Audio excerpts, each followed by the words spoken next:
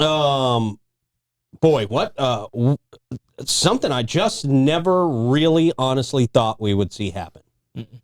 Even though your guys like some of the big news commentators out there, I mean, Tucker Carlson predicted this would happen. A lot of people have been saying for months, this is the next step in what's trying to be done to President Trump. And I mean, I'm not going to go that far. I don't know. I just have not paid much attention to national politics in a long time. I really haven't. But I was browsing through YouTube over the weekend and saw that there was a rally on. And really, I mean, it's like you see one of these rallies, you pretty much seen them all. They're very, very similar. So I'm not even sure why I turned this on to watch it, but I wasn't watching for 5 minutes. I mean, he came up on the screen a couple of minutes after watching this, and it was probably about 5 minutes into this. And he says something, he's showing a chart of immigration or something like that. And you start to hear the pops. You hear the pop, pop, pop. And the former president of the United States grabs his ear and goes down. Now, I remember my dad telling me when I was a kid about Secret Service protocol for if there is an incident like this that happens. And to watch it live, to watch him go down and see 6 or 8 Secret Service people cover him, and I instantly knew this is the protocol for a shooting of a president. It was that was one of the most tense minute and a halves that I've ever experienced, man. And I immediately texted you guys as it was happening, holy shnikes. Yeah. Yeah. There's shots fired at a Trump rally. Yeah. And I don't think anybody else in the group text had seen it yet. I mean, who's watching a Trump rally on a Saturday, really? No, I went over to immediately, when you said it, because I was first off, come on, really? It was like, security's so tight. How can this happen? And that was what was going through my mind as I was going over to the channel. And then I saw it and I was like, oh my gosh, this is incredible. It took 45 minutes from the time Pete told us to the time they started reporting. I do want to say that. That was like incredible lag time, I thought. Well, CNN was, as soon as I got it, CNN was on it pretty quick. So, I mean, I got there pretty quick with the CNN. Did you see their headlines, though? Did you see some of their headlines? They troll those headlines. They blew it so hard. I mean, it was one of the big headlines that everybody was sharing, and they did go back and amend this later, I believe. But it was Secret Service rushes Trump off stage after he falls. Yeah.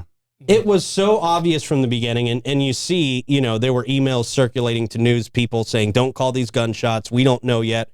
It was very obvious to anybody who's ever heard a gun that these were gunshots. I can tell you, everybody there, I mean, and they didn't start talking about the other person that got shot until well after. Yeah. The person that unfortunately lost their life. They didn't talk about that person. I took that as respect to the family. Until very much later. Yeah. But, I mean, they never did release the name on that day. So sad, though. How he was shielding his family. Jeez, guys. Yeah, that was so horrible. Well, and I saw some interviews of people on the ground that were like, saw the guy crawling across. Right. And he's like, it's right there. And they're trying to tell cops. They're trying to tell Secret Service guys.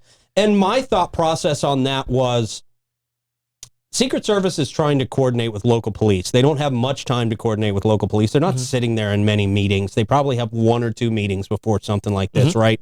So the cops don't necessarily know all the positions of the Secret Service snipers. So when you tell a local cop, hey, there's a guy on the roof with a sniper rifle, first thing that a cop probably thinks is, yeah, buddy, that's the Secret Service. They're all over the place. Yeah. Right? He's probably not thinking there's an actual threat. It's something like this. Because the Secret Service they clear a whole perimeter out. They go through all these areas in depth. They probably had cleared out every single building that was there hours before this rally started. But this kid was just able to find his way in there at some point without being detected. Yeah, and it looked like he had to crawl pretty good ways to get into position. So, right. I mean, like the person on the ground was saying, he was actually crawling across the roof. Right. When they're like, hey. But with that roof being slanted, and apparently that roof was slightly higher than the Secret Service position. Right. They could not see him until he popped his head over. And who knows where those Secret Service guys were actually looking at that very second when he popped his head out and attempted to take that shot, man. And they got to decipher if that's a local person, you know what I mean, like a local officer versus it's actually somebody that's a terrorist. So that's something they have to weed out in that situation. Yeah. And Bobby said in the comments, and this is immediately what I thought of when I saw the Secret Service jump on top of Trump. Yeah. You know, it reminded me so much, and you guys are probably too young to remember the Reagan. I'm too young. Incident. So finally, you know, and, sorry, but I mean, I remember it very clearly. I was headed to baseball practice when it happened with Reagan, but with Reagan, they seemed to react a lot quicker than what I saw in this situation. I mean, it looked like everyone was a little confused at first. There was one guy who came from a long way away who was like actually the first one to him. Wow. And he wasn't even the closest person. I didn't know that. Yeah. Wow. So, I mean, if you watch it, you'll see this guy who's just jumping, you know, from way back. I mean, you know, just to cover him up, you know, but you got to give those guys credit. I mean, they literally are sacrificing their body to save. Yeah. That's the job to save it. So yeah, that's a job. And they know that going in. I mean, you probably don't think you're ever going to have to actually do that, but that is 90% of what that job calls for. Is if somebody is going after the president or the former president of the United States, it is your job to be a human shield. And I think, you know, there's a lot of criticism on Secret Service and things like that. I think a lot of reports that they were a little understaffed, and maybe have been for a while. And I mean, to their credit, I think, you know, it seemed like there were Secret Service people standing at the bottom of the steps on each side to him. It looked to me like they got there as fast as they possibly could when they figured out what was going on. And I'll tell you this, I actually didn't realize, as he was our president, he's not our president, how much detail they actually have for somebody who's not our president. Right. You know, so I thought the numbers were impressive with that being said. You know, so you know, I'm glad, you know, President Trump's okay. Yes, and it is President Trump because he was once president, so they're always president. Yep. You know, so I you know, just really sad day. And I mean, it sounds like it was just a very young person who was having a mental issue. Well, it's a scary day, and let's be very, very honest. With the height of what's being called the political temperature right now, if this would have been a successful attempt, I think we are living in a world right now that is very, very different, because there are a lot of people who wholly support the former president, and would absolutely, whether true or not, would have believed that this was an inside job, and they would have taken to the streets. People would be in the streets by the hundreds of thousands today. Yeah, that is the temperature. And, I mean, that is the temperature. Well, and I can tell you, I'm not a Trump fan, but the man did not flinch. He stood up. He looked strong, and I got to give the man credit. I mean, he just got shot in the 100%. One of the most badass moments in American history. You know, and I mean, you know, I heard one of the things say, "Oh, he's the toughest president we've ever had." Come on, let's not go that far. Andrew Jackson went through 37 duels. Oh, cheekbones. He got shot in the chest. I mean, let's not give him. But still, in our generation, those bullets were different back then, Troy. Okay, I'm just telling you. Yeah. Oh God. They were bigger and fatter and more infected. But you know, I think at one point on the radio show, I made fun of him about being a homeschool, private school guy who went to like these private parochial schools, probably never been in a fist fight in his life. But I'm telling you, he looked like a tough guy, bro. And he manned up, and he got my credit. Most people, and I think most people expected what most people's reaction would be, and that was to cower and hide behind Secret Service as they escort you off. And I mean, for him to stand there, and as they were trying to get him off the stage, he's like, hang on, let me get my shoes. Got to get my shoes. And then to speak to the crowd to kind of fire up that crowd out there. We're going USA, chanting USA. With the USA chants and telling everybody to fight with blood dripping down his face. I mean, I told lots of people over the weekend that now iconic photo of him with the American flag in the background, him holding his fist up, blood dripping down his face, blood coming down his ear. That picture just won him the election. That moment won him the whole election. I think it was over before this, but I think it definitely sealed it. It solidified it. I was on Twitter for the last couple of days, and I can't tell you how many posts I've seen from so many people across so many political spectrums, across so many demographics, who were saying, I have been a lifelong Democrat. I have never liked this guy. I've never agreed with this guy. But to see that, to see what happened and his reaction to it. You sure do feel safe. Brought a swell in me that of American pride that I have never felt before in my life. And a lot of people are now saying, I never voted for him before. I never thought I would have, but there is nobody else that I would vote for after today, after seeing that. And just, I think a lot of people are looking at the contrasts in the two people who are running for president right now. And I mean, you got one guy who can barely survive the steps. Oh, the only way he's going to get ahead of Trump is if he comes out as a bisexual or something. I mean, it's like, I don't see much of this race here. I don't think that helps him. I don't think that puts him over the edge. I don't know. I really don't, man. I don't see anything. A wild turn. And someone in the comments said something like, well, why could we see him after the fact? Here's one thing that I think is going to change. And Trump is 6'3". One of the I know where you're going. People that was going there was one of the ladies, and she was like 5'5". Right. I couldn't tell her exact height. Right. But she wasn't completely covering him up. Yeah. The other guys on the other side were covering him up.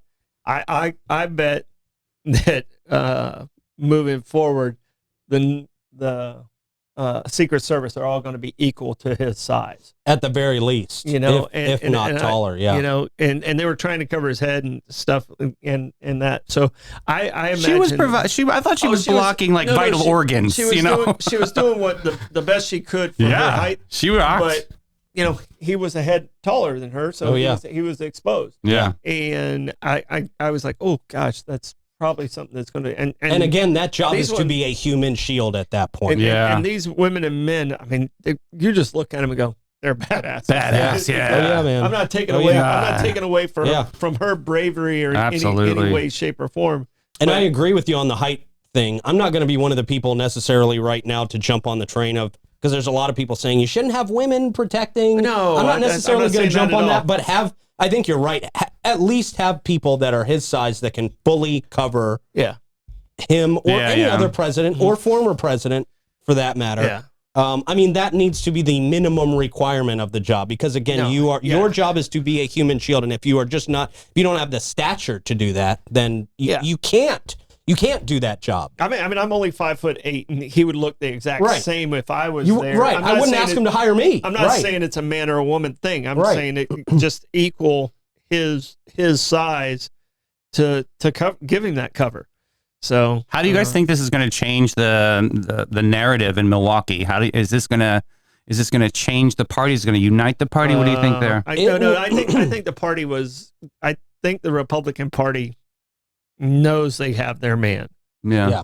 Even Nikki Haley's coming. The Democratic Party is very fragmented. They're nervous about their guy, and rightfully so. I think the Republican Party is going to be, and this convention is going to be very patriotic. It's going to be like, we got you. You took a bullet for us type situation. And I think I don't think the Democrats stand a chance on election day. Mm-hmm. I think when Trump speaks at the RNC, I think first of all he's going to get a 20-minute standing ovation. I don't think people are going to sit down and stop clapping for anything. I mean, I think that room is going to be on fire for 20 minutes. And Trump has said, I've heard reports that people close to Trump are saying, now more than ever, he wants to really stress a message of unity. This is not a joke. This is not a game. Of course, Trump is a very smart person, And he's going to use surviving a bullet as political leverage, of course. And he almost doesn't need to. It's almost built in after what happened. But it seems to me like he really wants to, from the reports that I've heard, that he's going to get up there and really talk about peace and unity and coming together. And I think really that's what all politicians need to be doing at this time. I think that you saw the president do that twice on Sunday. He made 3 different speeches about this, 1 on Saturday evening and 2 on Sunday.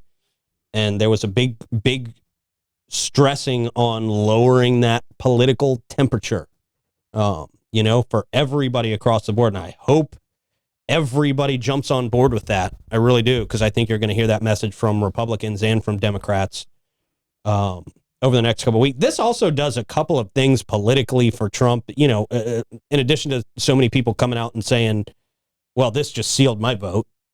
This does a couple things for Trump to just look at this on a very surface media level. Right, yeah. We're in the media, so we think about things like this.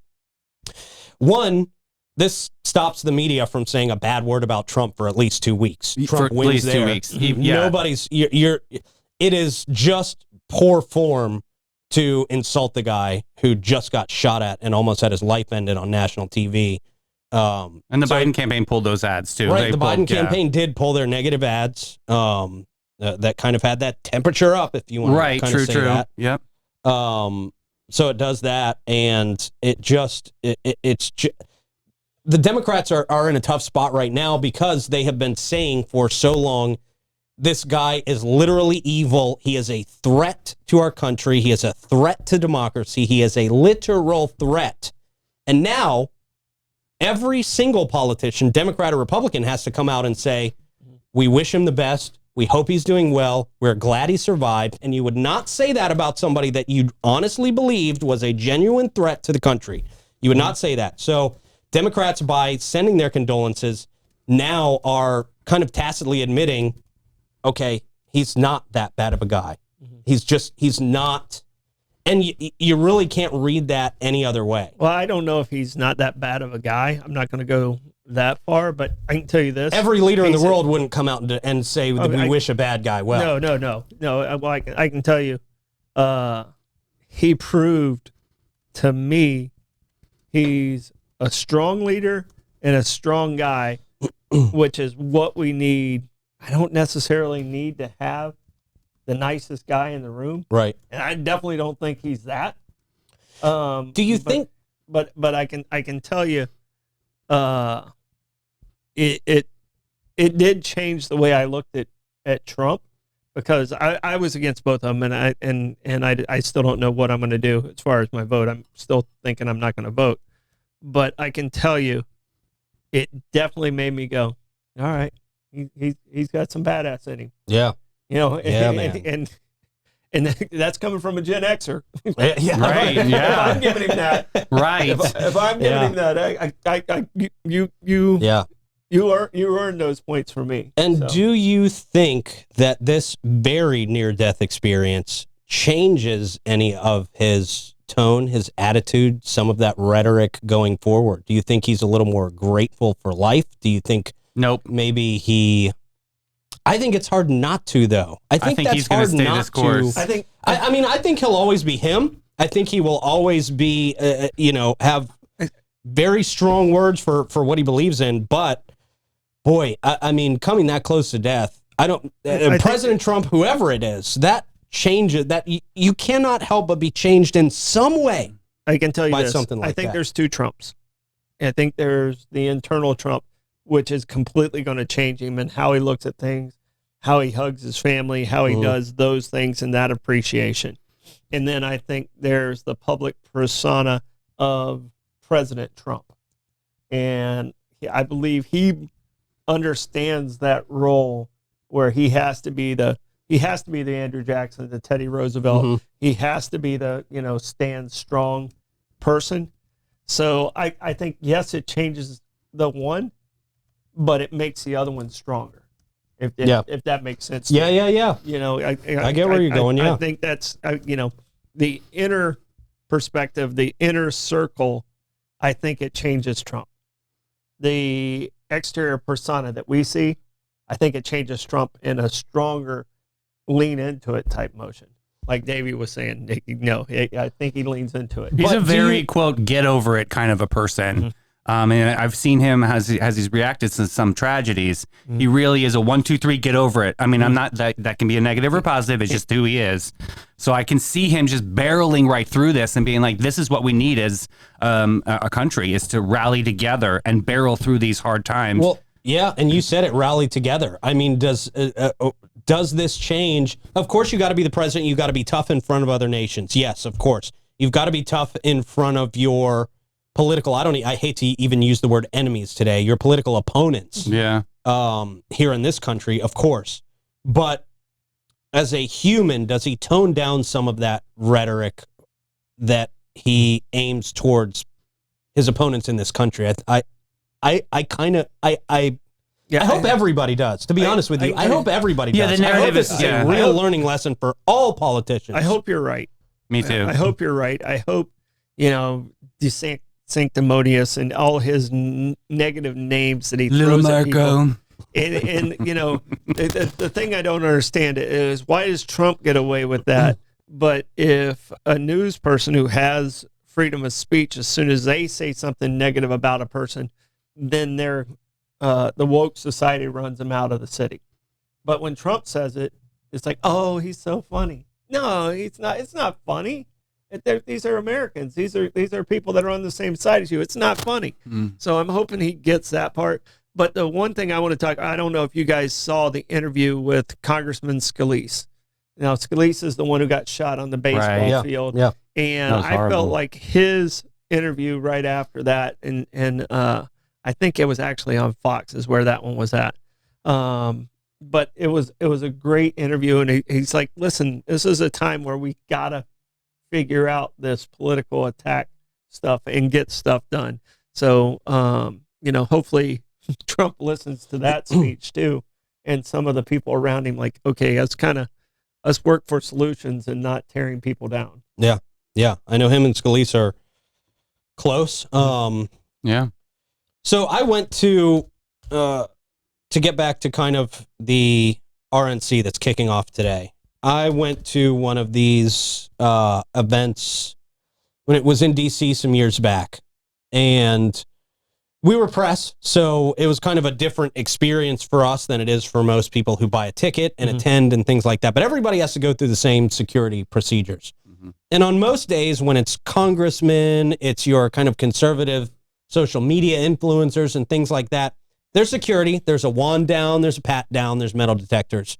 But once the vice president or the president shows up to an event like this, if it's the day where the vice president or the president is set to be there, they're sweeping the entire place. I mean, there's not an inch of that place that the Secret Service doesn't put an eyeball on when nobody else is allowed in there. And then the security measures just to get in are, ramped up 100 times. I mean, you now have lines. You have to stay in these lines, almost like bank lines, how those are kind of roped off. Queues, yeah. Yep, queues. They've got those where they don't have those on other day.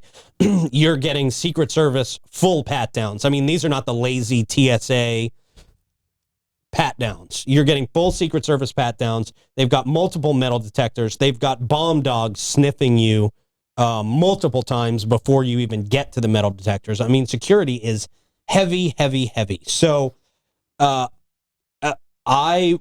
would not anticipate somebody trying something like this at the Republican convention. I don't think they would ever get the opportunity. You're in an enclosed building where Secret Service controls every single person that comes in and out of there, no matter what. I think Republicans are probably feeling pretty safe at something like that. And I would have to imagine, even though President Biden said we're not making any changes to the security protocol at the RNC, that people higher up in the RNC will be making different, whether that's bringing in more private security in addition to the Secret from Service. Communities you're naturally going to be on a higher alert. To say that you're not doing anything, it already mentally has changed everybody who's in the building's mindset. Yes, it's on everybody's mind that walks into that building. In the building's mindset has completely changed. Who's walking in there today differently than what it would have been like last week. Mhm. It's a natural human nature thing. Everybody's going to be on high alert, and their eyes are going to be in every different direction. And when someone says there's somebody on the roof, you know what? It's going to be taken for real more than any other time. Mm-hmm. So yeah. This is going to be one of the most secure places to be. And I'm not sure when Trump goes on stage. I know later this week. I think it's Thursday, maybe. I would imagine that you want to save kind of your headliners, kind of like a show. You want to save your headliner for the end, and Trump's got to be one of the top people that folks are looking for. Right. I did see that he departed yesterday around 3:30. Yeah.